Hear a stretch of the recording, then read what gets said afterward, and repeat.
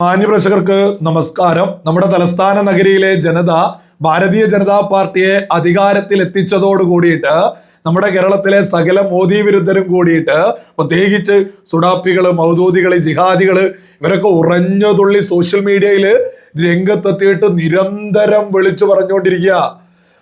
തലസ്ഥാന നഗരി ഒന്നും പിടിച്ച് എന്ന് കരുതിയിട്ട് കേരളത്തിൽ ഒരു ചുക്കും ചെയ്യാൻ സാധിക്കില്ല എന്നൊക്കെയാണ് ഇപ്പൊ അവര് കൂട്ടമായിട്ട് പ്രചരണം നടത്തുന്നത്. മാത്രമല്ല, ഇത് ഭാരതീയ ജനതാ പാർട്ടി വിജയിച്ചിട്ടുള്ളത് എന്തോ ചെറിയൊരു സംഭവമാണ്, ചെറിയൊരു വിഷയമാണ് എന്ന രീതിയിലാണ് ഇപ്പോ പരമാവധി സകല സുഡാപ്പികളും കൂടി വരുത്തി തീർക്കാനൊക്കെ ശ്രമിച്ചുകൊണ്ടിരിക്കുന്നത്. ഇത്തരം സകല മോദി വിരുദ്ധർക്കും ഈ സകല സുഡാപ്പി, മൗദൂദി, ജിഹാദി ഇത്തരം സകല ആളുകൾക്കും ഞാൻ ചെറിയൊരു ചരിത്രം എന്നെടുത്തങ്ങ് മുന്നോട്ട് വെക്കാം. ഇതൊക്കെ കേൾക്കുമ്പോ എന്നിട്ടൊന്ന് ചിന്തിക്കുക, ഇത് ചെറുതാണോ, ഇത് വലുതാണോ എന്നുള്ളതൊക്കെ.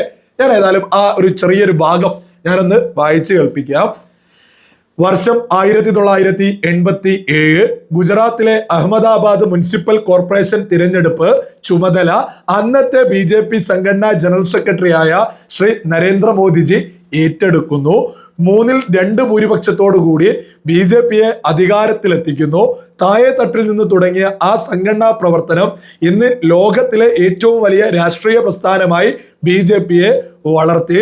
അന്ന് ലഭിച്ച അടിത്തറയാണ് പിന്നീട് ഗുജറാത്തിനെ വികസനത്തിന്റെ മാതൃകയാക്കി ദേശീയ തലത്തിൽ BJPയെ അനിഷേധ്യ പാർട്ടിയാക്കി മാറ്റുന്നതിൽ പ്രധാന പങ്ക് വഹിച്ചത്. മറ്റ് സംസ്ഥാനങ്ങളിൽ അധികാരം ഉറപ്പിച്ചുകൊണ്ട് പതിയെ ദേശീയ രാഷ്ട്രീയത്തിന്റെ നെടുംതൂണായി BJP മാറുന്ന കാഴ്ചയാണ് പിന്നീട് ഭാരതം കണ്ടത്. വർഷം 2025 ചരിത്രം തിരുത്തിക്കുറിച്ച് കേരള തലസ്ഥാനമായ തിരുവനന്തപുരത്ത് കോർപ്പറേഷനിൽ BJP അധികാരത്തിലേക്ക്.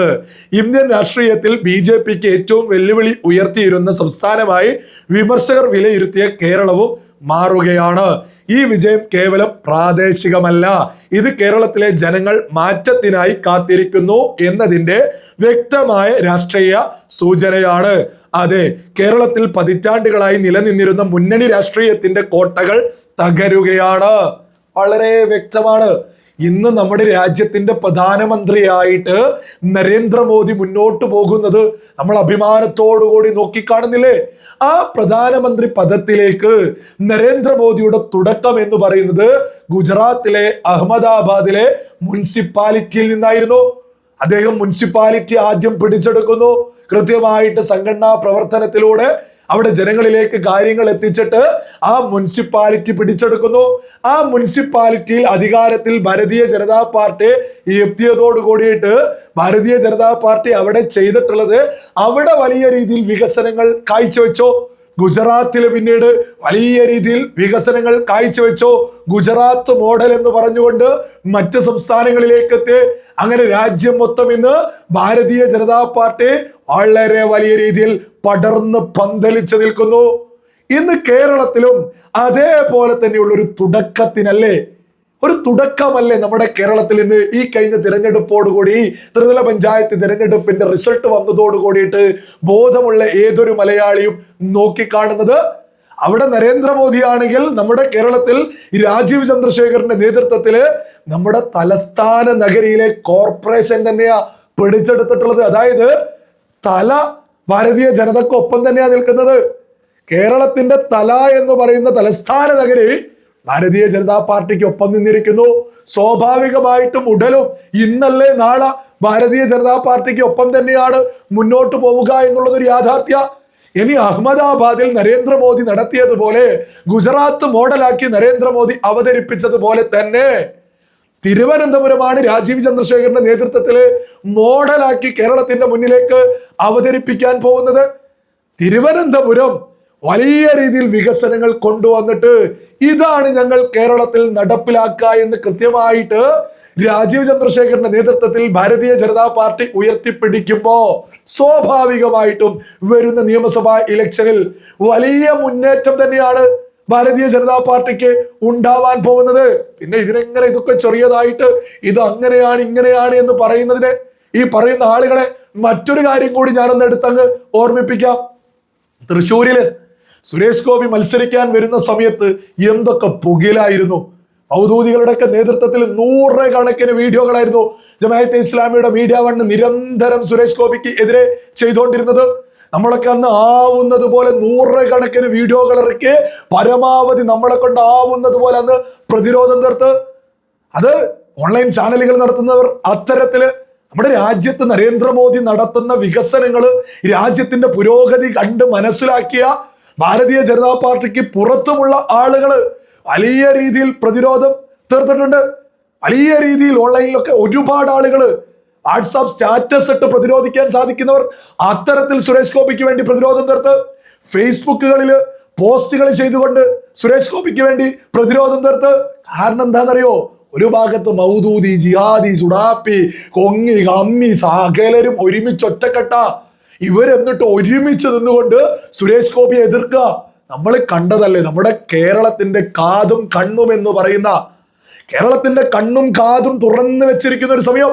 നമ്മുടെ കേരളത്തിലെ സകല മാധ്യമങ്ങളും മുമ്പിൽ നിൽക്കുന്ന സമയത്ത് പോലും സുരേഷ് ഗോപി പീഡിപ്പിച്ചു എന്ന് പോലും കള്ള പ്രചരണം ഇവിടെ നടത്തിയില്ലേ? നമ്മളൊക്കെ അതിന്റെ വീഡിയോകൾ സഹിതം തെളിവ് നിരത്തെ പാച്ച കള്ളമാണ് സുരേഷ് ഗോപിക്കെതിരെ പറയുന്നത് എന്ന് നിരന്തരം നമ്മൾ വിളിച്ചു പറഞ്ഞു. നമ്മുടെ തൃശ്ശൂരിലെ ജനത അത് തിരിച്ചറിഞ്ഞ് 3/4 ലക്ഷത്തിലധികം വോട്ടുകൾക്ക് സുരേഷ് ഗോപി വിജയിക്കുകയും ചെയ്തു. ഇത് വിജയിച്ചതോട് കൂടിയിട്ട് ഇവിടെ മറ്റൊരു വിളിച്ചു പറയലായിരുന്നു, ഓ ഇത് സുരേഷ് ഗോപി ആയിട്ടാണ്, സിനിമാ നടനായിട്ടാണ്, മോഹൻലാലിനും മമ്മൂട്ടിക്കും ഒപ്പം നിൽക്കുന്ന ഒരു സിനിമാ നടനാണ് എന്നൊക്കെ. അല്ല, മത്സരിക്കാൻ വരുന്ന സമയത്ത് ഈ ഒരു പരിഗണനയും സകല മോദി വിരുദ്ധരും കൊടുത്തിട്ടില്ല. മീഡിയ വൺ മുതല് കേരളത്തിലെ സകല പ്രമുഖ മാധ്യമങ്ങളും സുരേഷ് ഗോപിക്കെതിരായിരുന്നു.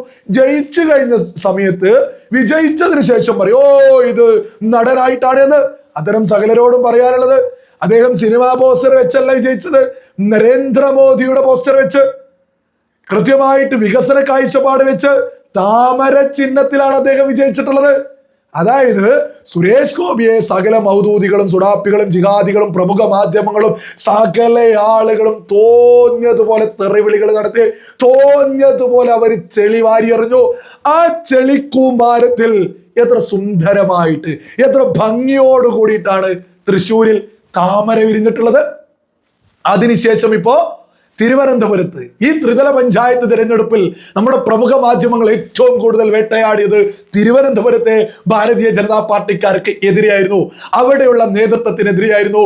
ഈ രാജീവ് ചന്ദ്രശേഖരന്റെ നേതൃത്വത്തിലായിരുന്നു. കാരണം അവിടെയും താമര വിരിയാൻ പോകുന്നു എന്നവര് തിരിച്ചറിഞ്ഞു. അവരാവുന്നതുപോലെ ചെളിവാരി എറിഞ്ഞു. തിരുവനന്തപുരത്തെ ആ ചെളിക്കൂമ്പാരത്തിലും സുന്ദരമായിട്ട് താമര വിരിഞ്ഞിരിക്കുന്നു. എന്നിട്ട് ഇപ്പോഴും രംഗത്തെത്തിയിട്ട് പറയോ തലസ്ഥാന നഗരി പിടിച്ചത് കൊണ്ടൊന്നും ഇവിടെയൊന്നും ചുക്കും സംഭവിക്കില്ല. തൃശ്ശൂര് പിടിച്ച സമയത്തും ഇത് തന്നെ പറഞ്ഞ ആളുകളാണ് ഇപ്പം അതേ ശൈലിയിൽ വീണ്ടും രംഗത്തെത്തി പറയുന്നത്, ഓ തലസ്ഥാനമൊന്നും പിടിച്ചാൽ ഒന്നും സംഭവിക്കില്ല എന്നൊക്കെ. അത്തരം സകല ആളുകളും ഓർത്തുകൊള്ളുക, ഇന്ന് പ്രധാനമന്ത്രി പദത്തിലിരിക്കുന്ന നരേന്ദ്രമോദിയെ കണ്ടിട്ടാണ് ഇവിടെ ഓരോ ആളുകളും പണിയെടുത്ത് മുന്നോട്ട് പോകുന്നത്. ആ നരേന്ദ്രമോദി സംവിധാനങ്ങളാണ് രാജീവ് ചന്ദ്രശേഖരനെ കേരളത്തിന് നേതൃത്വം കൊടുക്കാൻ പറഞ്ഞയച്ചിട്ടുള്ളത്. അദ്ദേഹം ഇവിടെ ഒരു ദൗത്യമായിട്ട് വന്നതാ. ആ പട്ടാളക്കാരന്റെ മകൻ ഇവിടെ ചിലതൊക്കെ ചെയ്തിട്ട് തന്നെ മുന്നോട്ട് പോകൂ, ഒരു തർക്കവും വേണ്ട. വരുന്ന നിയമസഭാ ഇലക്ഷനിലൊക്കെ ഈ തലസ്ഥാന നഗരിയൊക്കെ പിടിച്ചെടുത്തതിന്റെ കൃത്യമായിട്ടുള്ളൊരു റിസൾട്ട് വരുന്ന നിയമസഭാ ഇലക്ഷനിൽ ഭാരതീയ ജനതാ പാർട്ടിക്ക് ഉണ്ടാവും എന്നുള്ളതിൽ ഓരോ തർക്കവും ആർക്കും തന്നെ വേണ്ട.